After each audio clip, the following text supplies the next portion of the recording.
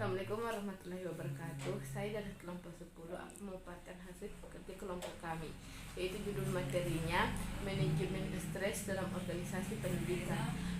Yaitu pertama, pengertian stres. Pengertian stres dalam Kamus Bahasa Indonesia adalah gangguan atau kecanduan mental dan tekanan emosional.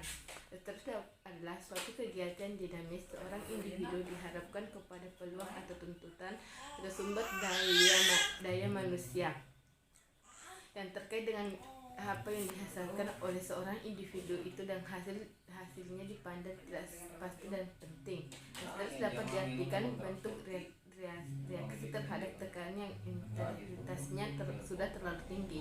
Stres dapat didefinisikan sebagai pendekatan jasmani, mental atau emosional yang diakibatkan interaksi atau atas suatu peristiwa sebagai suatu ancaman bagi agenda pribadi dalam individu.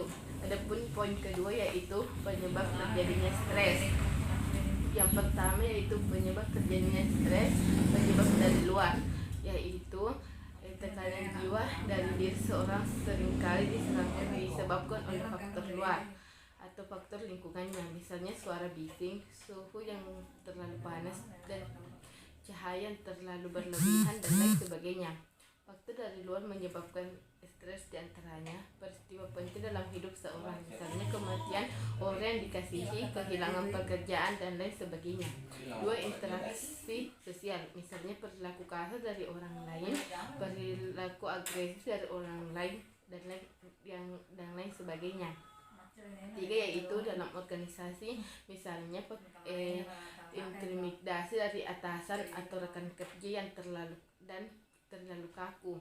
Empat, yaitu kecerobohan, misalnya lupa mematikan listrik, lupa tempat meletakkan kunci, rusaknya peralatan karena akibat kecerobohan.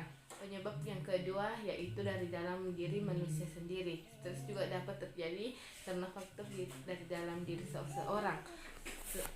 Biasanya seseorang yang bekerja secara konflik dan sering mengorbankan waktu tidurnya dan keluarganya sehingga menyebabkan terjadinya stres. Yang kedua, seorang yang berpikir sempit dan kaku, misalnya berpikir terlalu banyak dan kaku atau tidak berpikir sama sekali. Ketiga, berpikir negatif. Hal ini ditandai dengan cara berpikir yang pesimis, sering mengukir diri sendiri dan menganalisis secara berlebihan. Berikutnya, gaya hidup dan kebiasaan, misalnya sering bergadang, kecanduan minuman beralkohol dan kafein, perokok berat dan boros, dan lain sebagainya. Adapun yang ketiga, poin ketiga yaitu tujuan manajemen stres dalam organisasi pendidikan. Satu, mengantisipasi kemungkinan munculnya penyebab stres. Dua, mencegah terjadinya stres pada individu atau organisasi secara keseluruhan. Selanjutnya itu mengelola stres agar tidak menimbulkan akibat yang lebih buruk, memulihkan individu dan organisasi dari stres. Pesannya, stres dapat mempengaruhi emosi dan cara berpikir seseorang apabila tekanan yang dialami seseorang terlalu besar.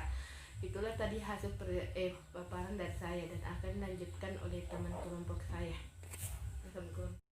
Assalamualaikum warahmatullahi wabarakatuh. Saya dari kelompok 10 atas nama Firawati Rahman ingin melanjutkan pemaparan hasil materi kelompok kami, yaitu cara mengelola stres. Yang pertama, melakukan pendekatan individu. Pendekatan individu sangat menentukan keberhasilan manajemen stres di dalam organisasi pendidikan. Beberapa pendekatan individu biasanya: 1. Menerapkan manajemen waktu yang baik. 2. Menambah waktu untuk berolahraga. 3. Melatih diri untuk rileks atau santai. 4. Memperluas networking atau bersosialisasi dan dukungan sosial. Yang kedua, melakukan pendekatan organisasi. Menciptakan iklim organisasi yang mendukung, melakukan seleksi personil dan penempatan kerja yang lebih baik, meminimalisir kemungkinan terjadinya konflik dan mengklarifikasi peran organisasi, menerapkan tujuan organisasi secara realistis, mengadakan bimbingan konseling pada anggota, mendesain ulang pekerja anggota, melakukan perbaikan komunikasi dalam organisasi. Yang kelima adalah tips manajemen stres dalam organisasi pendidikan. Yang pertama, menyediakan perlengkapan olahraga di sekolah.